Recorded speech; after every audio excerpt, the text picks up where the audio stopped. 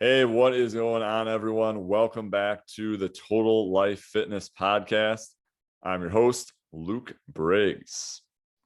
All right, so today's topic is a common question that I get from a lot of my clients who I coach on fitness, as well as just general people ask me questions as well. And they're like, I'm really good Monday through Friday, but then the weekends hit and the wheels fall off. I think that all of us have struggled with this at some point, right? So during the week, we have a lot of structure. Generally a lot of us are working, if it's like a 9 to 5 job or something like that, maybe it's a different time, but ultimately the weekends are generally when most people tend to ruin their progress with their nutrition, especially when they have goals around losing weight or body fat. So what I want to go over today is 6 tips to make sure that you are not ruining all your weight loss progress on the weekends. So the first tip is have a plan. Have a plan. It sounds so simple, but so many people, again, they're just like, it's the weekend and I just, I don't feel like doing anything. I don't feel like having structure. I just want to do something different.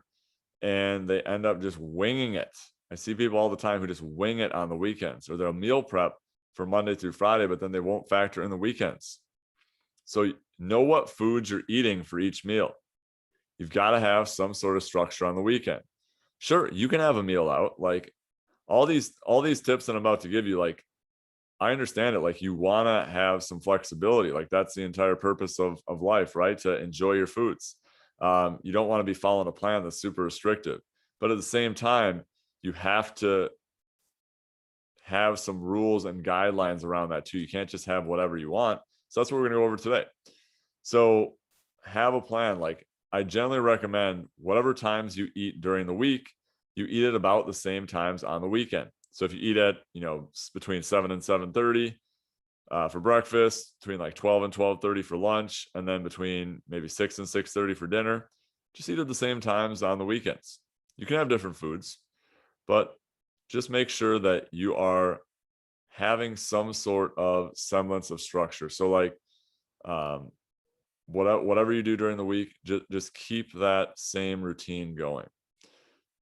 Number 2 is accepting responsibility for your actions. Well, yeah, Luke, I know I need to do that, but I hear this all the time. So many people will say that they gained weight this weekend because they were quote unquote over at a friend's house, out of town, or busy. So just remember that the reason why you ate poorly this weekend wasn't because you were over at a friend's house. It wasn't because you were out of town. It was because you actively made the decision to eat those foods and eat too much of them. You made those food choices. No one was holding a gun to your head. So stop blaming other people or events for why you're not making progress and start owning your decisions. I know you're probably thinking, Luke, that's too harsh. But to be honest, like I have to tell you the truth. Like the truth is the only thing that's going to help you. Like in order to get different results, you have to take different actions. Let me say that again. In order to get different results, you have to take different actions.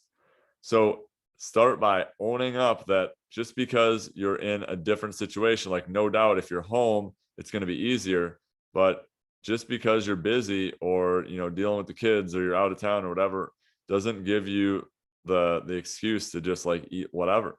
Like you got to plan for it, like we talked about before. So accept responsibility, accept ownership. When you go in with that ownership mindset, it makes everything a lot easier. Number 3 is when eating out, again, have a plan going into it. Look at the menu ahead of time and follow through on what you say you're going to do. So you can have fries, cake, ice cream, but just make sure that you plan for it. So again, once again, I see this all the time. Like people will go out and just be like looking at the menu and just be like, oh, I don't know. Let me just have this or let me just have that. So in today's day and age, like with the interwebs, right? You can just look up a menu ahead of time. So, For example, if you're going to like a chain restaurant or something like that, pretty much any chain restaurant is going to have their menu online. So if you're going to like Olive Garden or Applebee's as an example, they're going to have their menus and the calories and a lot of times the macronutrients like the proteins, carbs, and fats listed right on their website. So just plan for it. So just make sure, like, the most important thing is knowing your total calorie amount for the day. So if you need 2,000 calories a day and you know that for dinner, you're going to be having, a dessert like ice cream, you're going to be having a hamburger and fries. Let's say that adds up to 1,500 calories. You're factoring in all the extra oils that they're adding on, and you're factoring in, the butter they're pouring over everything, and you're factoring in probably excess calories from other things. Then you know that, okay, I have about 500 calories that I can eat the rest of the day. So that just means, okay, for maybe I'll just skip breakfast, save your calories for lunch. Then for lunch, you have some lean protein. If you know that for dinner, you're going to have like a fatty steak or something like that, or a fatty hamburger that's going to be high in fat, just have no or low fat earlier in the day. Just have a lean protein like chicken, boneless, skinless chicken breast, tilapia, cod, something like that, and then veggies. And then just keep your calories lower the rest of the day and then save them for that meal. So just have a plan going into it. Number 4, you can have a social life, but if you're eating out and drinking every Friday, Saturday, and Sunday, you're probably not going to be making much progress. So consider your environment. You need to be honest with yourself. Like a lot of times those Instagram models you see shoveling fries and ice cream into their mouths, they're probably 20 years old and could get away with it, or they aren't actually putting out a true representation of their diets, right? I think a lot of times, like with the social media age here, we'll see people like who have abs stuff in their faces, and we think that that's how they actually eat. But the fact of the matter is that's probably not. We'll see people all the time post stuff like, and I've probably posted it before as well, but how to lose weight and eat ice cream all the time, right? You can have ice cream, but you just need to factor it in, and it's not going to be a heavy component of your overall diet plan. So you need to make sure that you are limiting the number of times that you go out. Give yourself a hard and fast rule. Say, okay, I'm not going to eat out more than one time. If you're eating out like 4 or 5 times, 6 times a week, you're eating out with friends who are also eating unhealthy, then it's probably going to be harder for you to eat healthy. So you just need to factor that in, that you need to factor in who you're surrounding yourself with and your environment. So if you have a social circle that goes out all the time, either A, stop hanging out with that social circle so much, or B, suggest other activities to do. Instead of going to a restaurant or bar or something like that, you could go to a park and go for a walk. You could go for a bike ride. You could invite people over to your house and cook for them. Just suggest an alternate activity. Number 5 is remember that weekend calories count. So when it comes to a calorie deficit, generally over a week, there's a rule out there that you need to be in a 3,500 calorie deficit to lose about a pound a week. A 3,500 calorie deficit over the course of the entire week, 3,500 divided by 7 days is 500 calories per day. So if you're in a 500 calorie deficit Monday through Friday, but you go 12 to 1,500 calories over your calories on both Saturday and Sunday, you just undid all of your work from the week. Let's be honest. I see people all the time, they'll lose a couple pounds during the week and then they'll gain a couple pounds back on the weekends, and it'll just be this vicious cycle. So you just have to remember that weekend calories count. They're not these free calories that you get. They count just the same. So make sure you're following everything that we already talked about above. Number 6 is change what you reward yourself with. Don't use food as a reward. So I see people all the time, like it gets to the end of the week and they'll be like, oh, I deserve that glass of wine or that plate of cookies to make me feel better. And sure, it feels good in the moment.